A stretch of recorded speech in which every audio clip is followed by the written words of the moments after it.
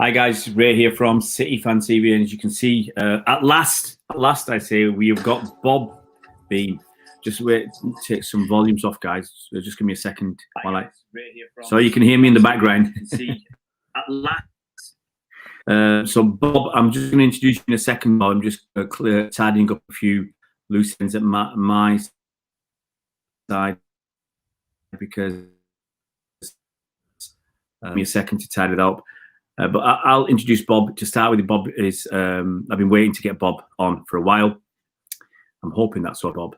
I've been trying to get Bob on for a while to talk about Olympiacos. We couldn't arrange it for the last game, but thankfully we've got Bob on. So Bob, do you want to tell everybody who you are, what you do, and why you do what you do, and why you support Olympiacos? Yeah, sure. I'm Bob Beans. I run fearlessworld.com and the Olympiacos _ENG Twitter account. I'm actually from quite close to home. I'm from South Wales originally, and I live just the other end of the Woodhead Pass to you now. I'm actually coming from Barnsley at the moment.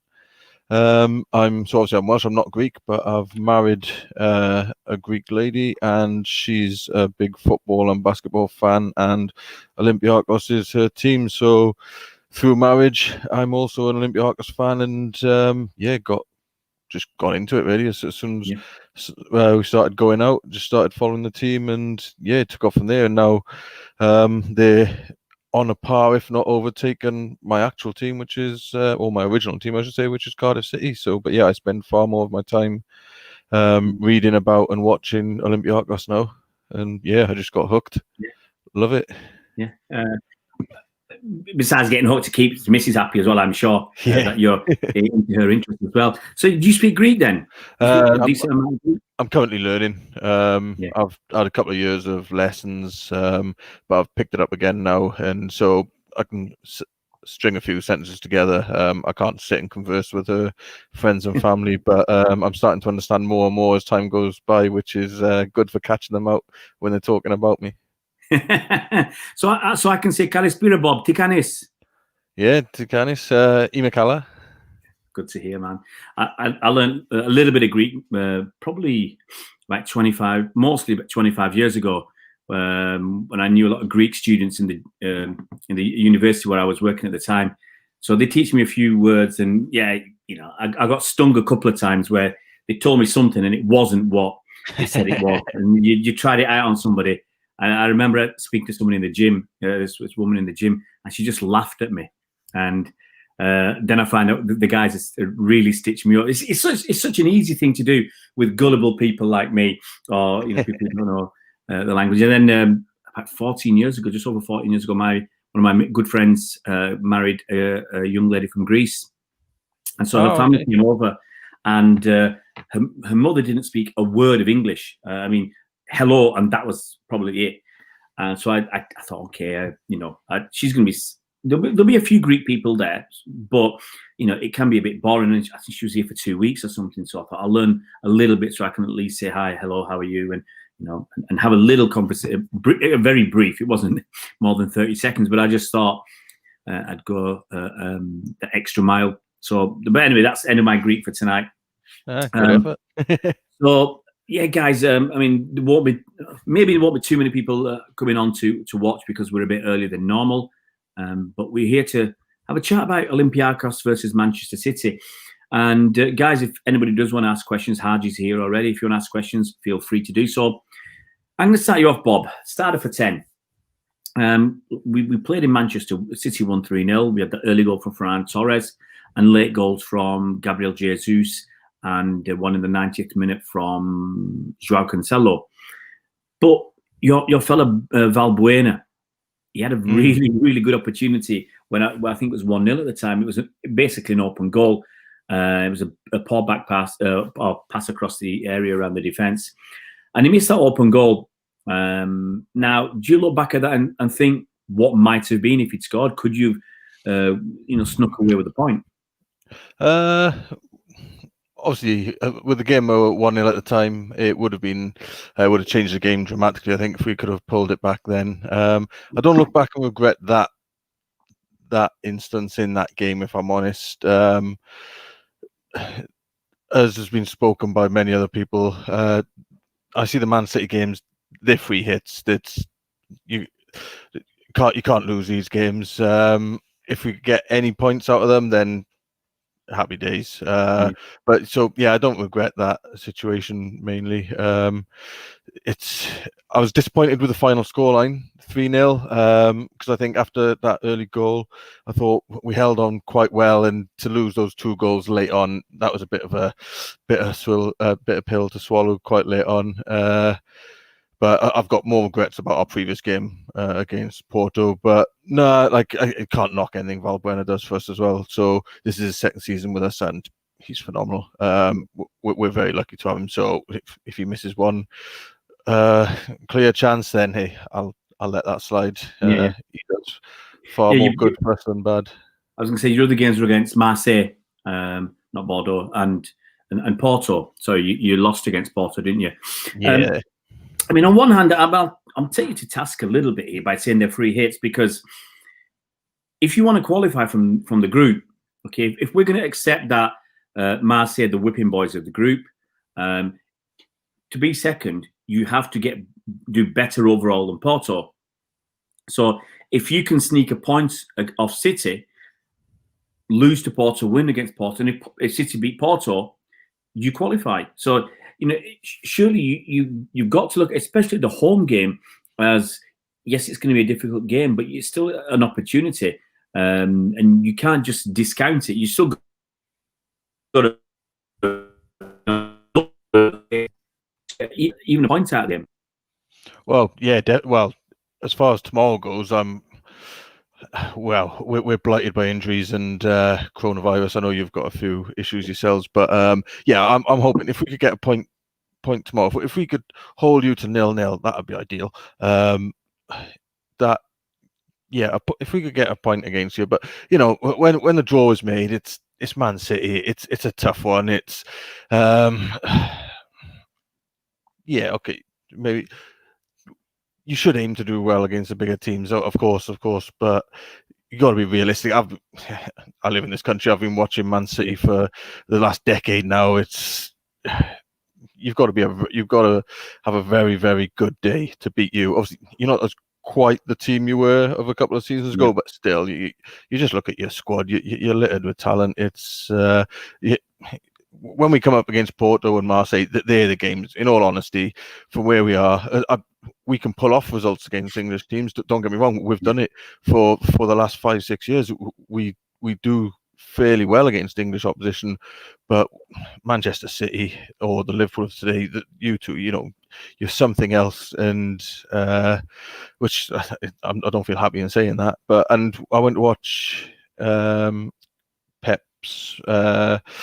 Bayern Munich against Ollie in 2015 in Munich, and just played us off the park. It's you rock up to the game full of optimism. You're like, yeah, we get a result here, but in all honesty, it's just they passed us off the park, and that's what Pep's teams do. So yeah, I shouldn't call them free hits, but I'll be totally honest, that's what they are. Obviously, I hope we do get a good result, but yeah, you've got to be realistic.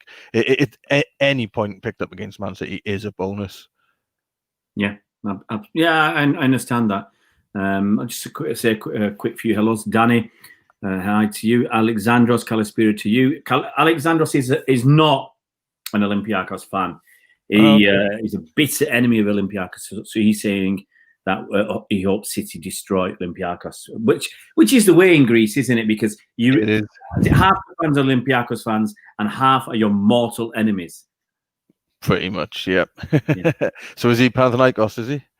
I've never asked him. He's a City fan. Okay. I've never delved into Alexandros's allegiances in Greece, but I suspect I'm guessing if you're not if you're not Olympiacos, you're going to be either POAK, Panathinaikos, or some of the smaller teams. AK. Yeah. But Alexander, I never asked Alexandros actually, because he always talks about City, and then obviously when we play new ones, last time we find out how much he hates you guys because he wants City to destroy Olympiacos, which is fair enough. Look, you talked about your injuries, Bob, and I looked at a list. Must have been 8 or 10 players out injured. Like City recently, we had no strikers. You've got no strikers.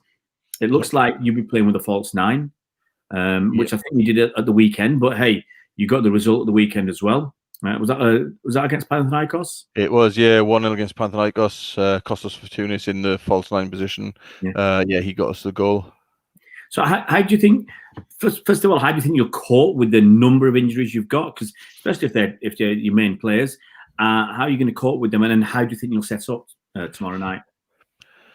Well, we are struggling, and I've read a lot of reports today that in training they've been working on playing 3 at the back. So I suspect that we'll, well, if that goes to plan, then we may line up with 3 at the back because touchwood, our 3 main centre backs are all fit and ready to play. So yeah, it looks as though we could be playing 3 at the back and then with wing backs, but both our left backs are injured at the minute. And on the weekend, we had Rafinha playing over on the left, but he's also picked up a knock on the weekend. And they were monitoring today in training to see if he was going to play. And I've not read anything after work today to see if he's available or not. So I'm not sure whether he could be drafted in over on the left or if he's going to be out completely. If he's out completely, then who we play at the left wing back position, I'm not entirely sure, unless maybe someone like Masuras drops back from the left wing position to play the left wing back. But yeah, so I think we'll probably play 3-2, and then obviously we'll have to play with a false 9 again, unless, well, we have got strikers in the squad, but we've just not given them a chance this season.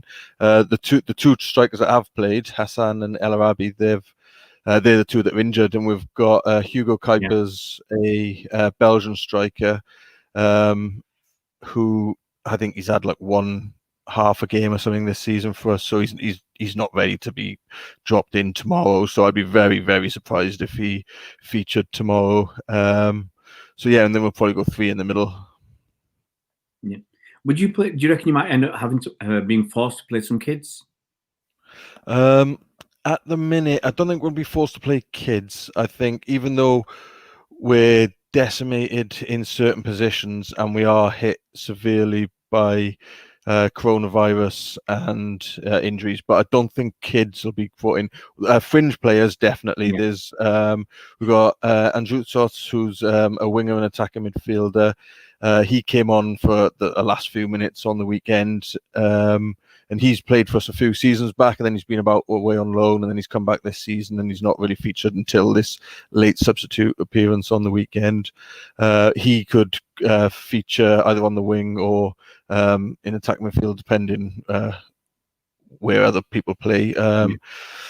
And we've got Rusai, a winger who was had quite a good season in Holland last year.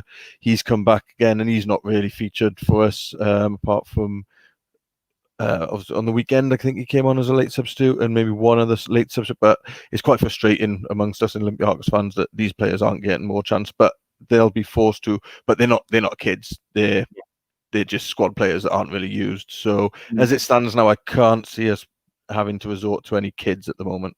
Yeah, I mean it's I think the guys on my channel know, we've discussed the situation with players going away for these internationals and getting either injured or coming back with COVID. I mean, you guys, you lost a couple of the African players to COVID when they went away, and obviously injuries as well, and we've suffered. And with this shortened, Titans season, if you are in the Champions League, I guess you guys are like us. You're playing every 3 or 4 days, and it's really tough on the players. It's tough on the schedule. What do you think about the international games? Especially, it's one thing having the Nations League. It's one thing having them stuffed in, but and there was a game the other week, Portugal versus Andorra as a friendly. Do you see any point of the friendlies? Would you have preferred that UEFA had said, "Look, we're going to miss out the Nations League for 1 season. We'll give you guys, the league's time and the players to recover," because it feels like the players aren't respected at all. It's just about money. 100%. That's 100% my feelings. In general, I'm not a big fan of international football anymore. Anyway, I've got a bit tired of it. I don't think it's as entertaining as it used to be. I'm all up for the tournaments, but that's just a personal preference. But in this situation, the tail end of 2020, where we are now, these last 2 international breaks, you're bang on, total, this uncalled for. They, UEFA and FIFA, should have just said, no, carry on, get yourselves together with the leagues, catch up with your league football, keep yourselves in your own countries.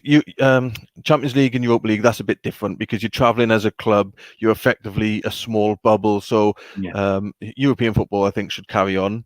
But yeah, these internationals where you've got squads of 25, 30 players from all different clubs around the continent or the world, all getting together, playing a couple of games, quite often, like you say, meaningless games as well, and then traveling back to the clubs they've come from. We're in the middle of a pandemic at the end of the day. It's absolutely crazy that's been allowed to go on. And like I say, and then even the international games that are going on, you could split them as well. Like the friendlies cancelled straight away, and yeah, okay, and then it's a debate whether you allow the Nations League games and those Euro 2020 qualifiers to go ahead. Personally, I think they should have knocked the Nations League on the head for this year. Like you say, just scrap it for 1 year. Let the world recover and then pick it back up. In general, I think it's quite a good tournament, the Nations League. I think it's a breath of fresh air for the international football. I think maybe the 2020 qualifiers, maybe let those go ahead because they're quite important games. You know, you've got Scotland, see them qualify. So I think, yeah, maybe let those games go ahead, but should have cancelled the friendlies and the Nations League. Yeah. And I think if they'd cancelled the Nations League, what they possibly could have done, and this is a UEFA thing, not a FIFA, a UEFA thing, where because it was the Nations League matches, maybe because it's all mostly within Europe, let your players go away with the national team, but don't play games. Let them go away for say 7 days, and then come back to the clubs. So you allow them to have those 2 weeks. Well, it's usually. The national team gets the players on a Sunday night or a Monday morning, whatever, and they come back on a Thursday morning at latest.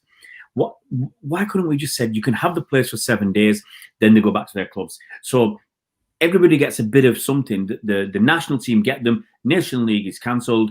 The national team have a little bit of time to work together, work on things with your players, and then the club have those players back for a week, because we never get an opportunity to work on anything now. If you're playing every 3 or 4 days and then you got internationals, you don't have a gap in your schedule to work on something. You know, players are coming back from their respective countries. Let's say an English player's come back from playing for England, and they get back to their club on Thursday. They got a game on Saturday. What do you do in those 2 days? All you can do is Thursday's probably an assessment, light training, assessing people. How have you come back? How are you fit? What's your situation? Are you injured? Whatever. That's Thursday's taken up with light training and that.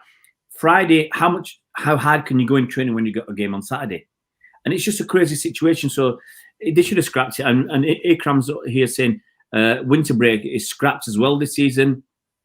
Mohammed saying so many players have got COVID after the international break, and Alexandros is a Panathinaikos fan.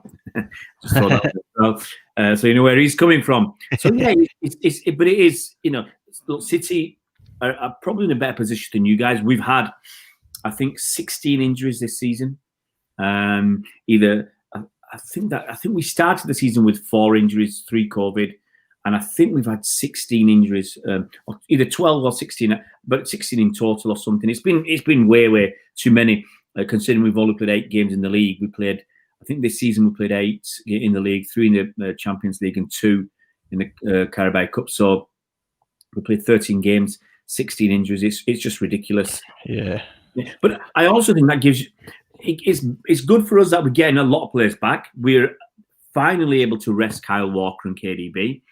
Mendy's back fit, and Fernandinho's back fit, so they've travelled. But Walker and KDB, I don't think they're travelling. Well, they're certainly not in the squad.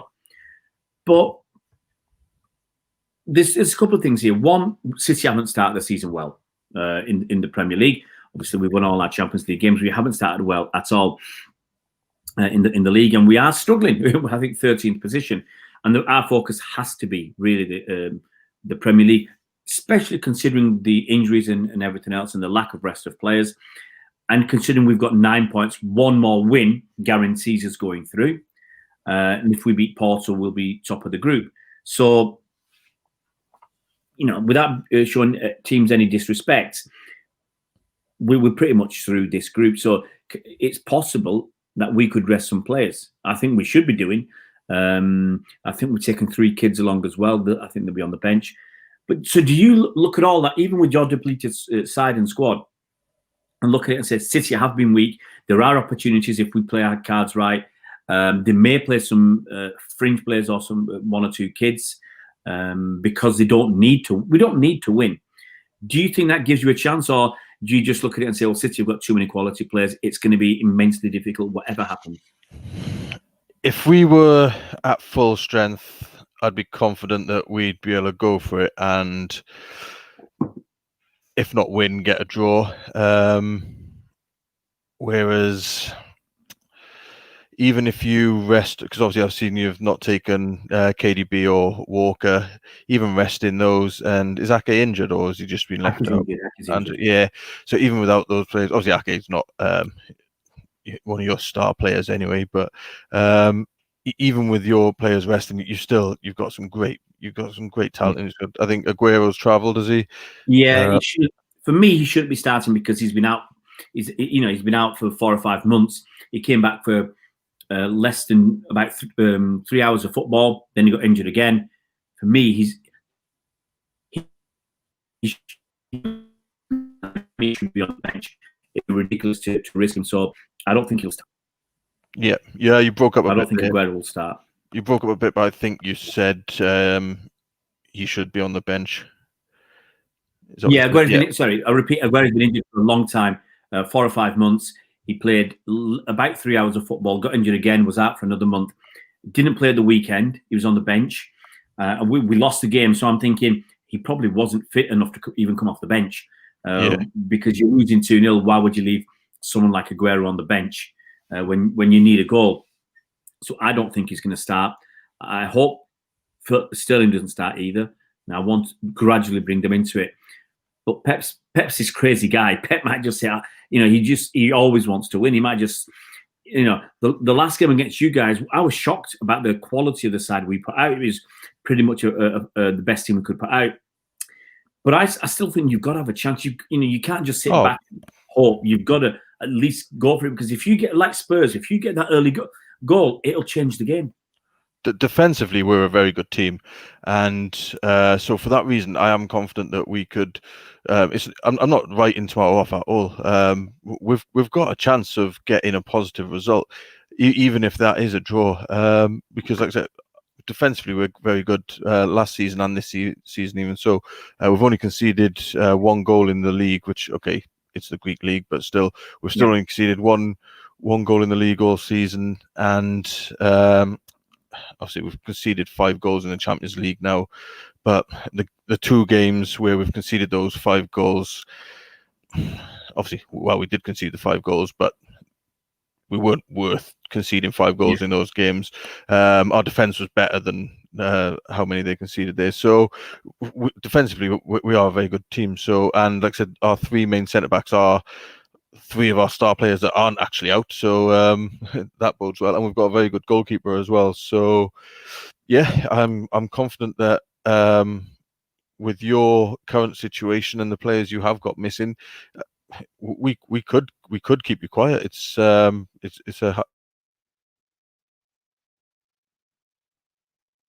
gonna turn up and get spanked tomorrow, but just with our lack of strikers and our wingers and Valbuena being out, I'm not sure what we can do at the other end. We've got quality, like some of these players I mentioned, like Rusai and Drutsos. They're decent players, but they just haven't got game time in them. They haven't played in this current team, so it's you're too good an opposition just to drop them in tomorrow and hope for them to perform. Whereas if we were playing one of the teams in the bottom half of the Greek league, fine. I'd be wanting them to start every week and drop them in now. But so I'm not sure what we can do in the final third tomorrow. Obviously, you live in hope. You never know. But yeah, I'm confident we could do something against you with our defense, and hopefully Aguero does stay on the bench. I hope he does. Just looking at what some people are saying, people are expecting Sterling to come off the bench. They said he might start, but I think the agreement is to let Aguero and Sterling start the game on the bench. Here's another question, which interests me. It's from Ikram. I think he is right. He says if Porto beat Marseille, the Olympiacos are pretty much guaranteed at least third place. Now, and if you beat, to be honest, if you beat Marseille yourselves when you play them, you will get third place in the group minimum. Now, would you look at it and say what is better for you as a club? Is it getting third and going in and dropping into the Europa League, or is it finishing second and getting knocked out possibly in the next round of the Champions League? What would you say is better for you guys as a club in terms of money and in terms of you'd expect there to be more chance of you progressing in the Europa League than the Champions League? 100%. I maybe don't share the same opinion as most Olympiacos fans, but yeah, for me personally, I would like to qualify for the Champions League every year, get the money that Champions League group stage brings you, and then my preferred route would be after Christmas to be in the Europa League after finishing third, because for me, that competition has more chance of success for a club like Olympiacos than the Champions League. I wouldn't want that to be the case. I'd love to see Olympiacos win the Champions League, but you've got to be a realist.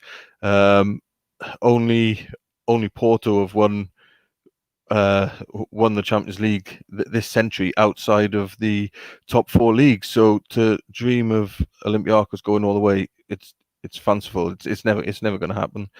Whereas we've had good runs in Europa League in previous seasons. We've got quite far. Obviously, we lost narrowly to Wolves this year after the restart, which we were the better team. It was disappointing. And looking at the final eight after we went out, we could have gone all the way in that competition this year, I think, because I think we were actually a bit better attacking threat last season than we were this season as well. So yeah, it's for me the Europa League. Obviously, it'd be nice to, if we could get Europa League football every year, that'd be great. And then obviously every now and again, if you end up finishing second and getting another big tie after Christmas, then that's fine. But I won't want that every year, because then it means, okay, you've got one tie to look forward to after Christmas. You'll end up playing, exactly. You'll play Bayern Munich or something. You'll inevitably lose, because that's what Bayern do and teams like that, and that's who's left in the Champions League by that stage. And then your European season's over. Whereas you drop into the Europa League, even if you don't make it all the way to the final, you've got a realistic chance of having another 2-3 rounds of European football. So yeah, for me, Europa League. I won't. I don't like it when we start in Europa League, though. It's better than not being in Europe at all, but obviously it's a bit more of a long slog of a season when you start in the Europa League group stages. But no, definitely Champions League group stage, drop into Europa League. That's the best you can hope for, I think. Yeah, you're right. If you finish second in the Champions League group stage, you play one of the winners, and inevitably that's going to be someone like, Liverpool, City, Bayern Munich, Real Madrid, or Barcelona. You're going, or Juventus. You're going to play probably more than likely a big team, and you will get knocked out, and that's the end of the money. You'll get a bit of money for getting there, but to the next round. But I can just see it, as you say, as a club, to help do, and I think it helps develop your players more if you can get another 2 or 3 rounds in the Europa League. Get to the last 8 or even the semi-finals or whatever, and give yourself a chance to do something there. Ikram equally says, if only Yaya Toure was still there, it'd be nice to play. But I think we discussed him last time. He played 2 or 3 games for you. He's past a non-entity second time round, unfortunately. Yeah, he's not good enough to just walk around the pitch for you guys. He's got to contribute more. So we're gonna wind it down. So we're gonna ask you, Bob, how do you see the game going tomorrow? And can we get a score prediction, please?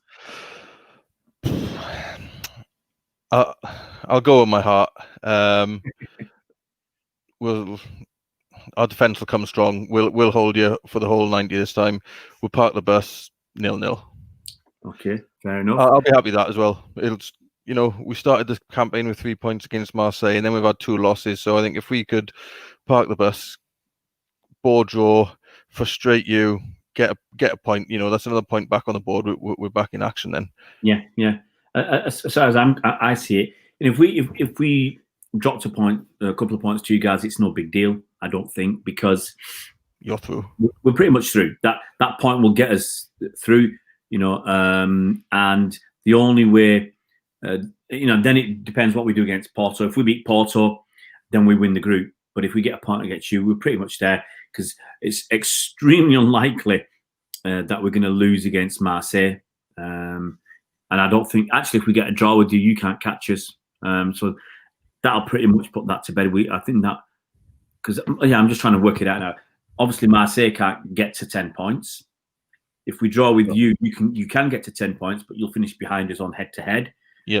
So a draw will guarantee City qualification, and then if we beat Porto, we're guaranteed group winners. So, we don't have to give it the full beans.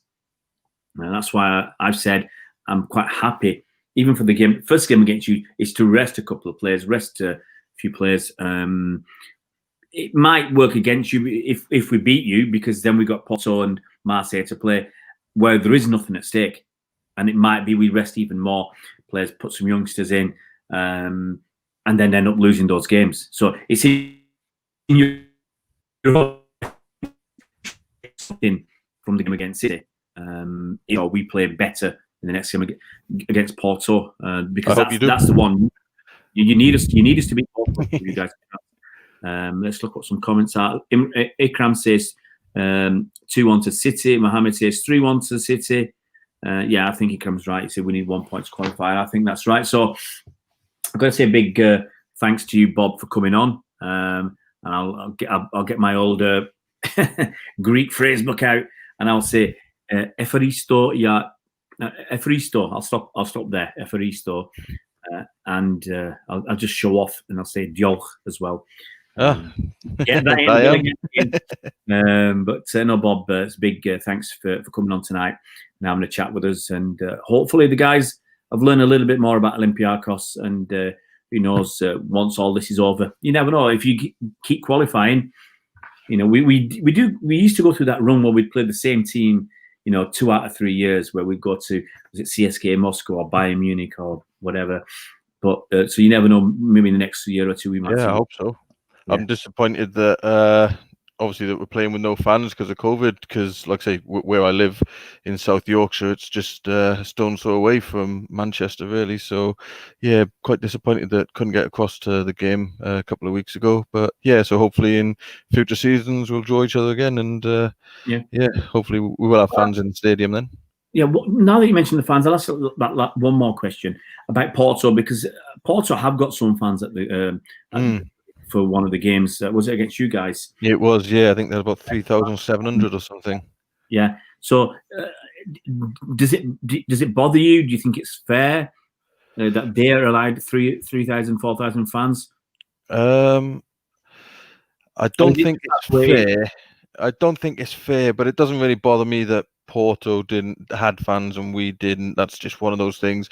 It bothers me that we can't have fans when we're at home, though. So I suppose it does bother me, because it's the old cliche, but they are the 12th man when it comes to the big European nights for Olympiacos. It's a very hostile, volatile crowd, lots of flares, like constant noise for the whole 90 minutes. Especially when English clubs go over there, the atmosphere in this country, it isn't quite what it used to be, if we're totally honest with ourselves. So I think it can be quite intimidating places to go to for some countries where they're not used to that ultras culture. I'm disappointed. But did it bother me that Porto had fans? Nah, not really. It bothers me that we haven't. Yeah, it's the way the cookie crumbles, and sometimes it falls, on your side. Sometimes it's against you, and I think you're right. If you remember the Champions League game City had against Liverpool when the Liverpool fans attacked the coach. Yeah, and, of course. People can say whatever they like, and it's no big deal and all that, but you can guarantee the players were shocked and concerned. Yeah, of course. Yeah. Missiles raining down on you, flares and whatever, and bottles thrown at you. And it's one of these things you don't know when it's going to stop. So if you're a 22-year-old kid, exactly, a lot of these football players, they're young boys at the end of the day, young lads, Yeah, and can you imagine, City sending, if you've grown up in England or Spain, probably more so in England, but if you were sending 20-year-old kids, 22-year-old kids who come through in England and haven't, they didn't watch, they weren't going to football games in the 70s and 80s where it was a little bit more robust. The fans were a little bit more fisticuffs and there's a lot more going on. And you don't get intimidating atmospheres so much in this country anymore. But when you go to somewhere like Marseille or Olympiacos, the atmosphere is totally different, and it could put some of them off their game. Yeah, definitely, because they've not experienced it before, and if it's something new, it might play on them. Like we see with Raheem Sterling when he goes to Anfield, it certainly gets on to him, and he's in his mid-20s, played so many years for England, is one of the best players in the world, and it gets to him, it affects him, and it can affect younger players too. So it is a shame, but we'll have to hope that everything starts to get better next year, and at least the following we'll be back in business. Once again, Bob, big thanks to you, mate. Have a very good evening, and thanks for coming on tonight. Yeah, thanks very much for having me, and good luck for tomorrow.